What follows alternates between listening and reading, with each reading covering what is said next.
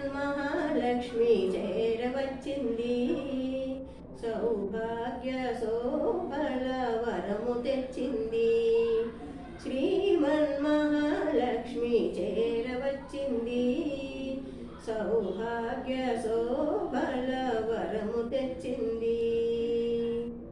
కొంగు బంగారు తల్లి కోరి వచ్చింది. కొంగు బంగారు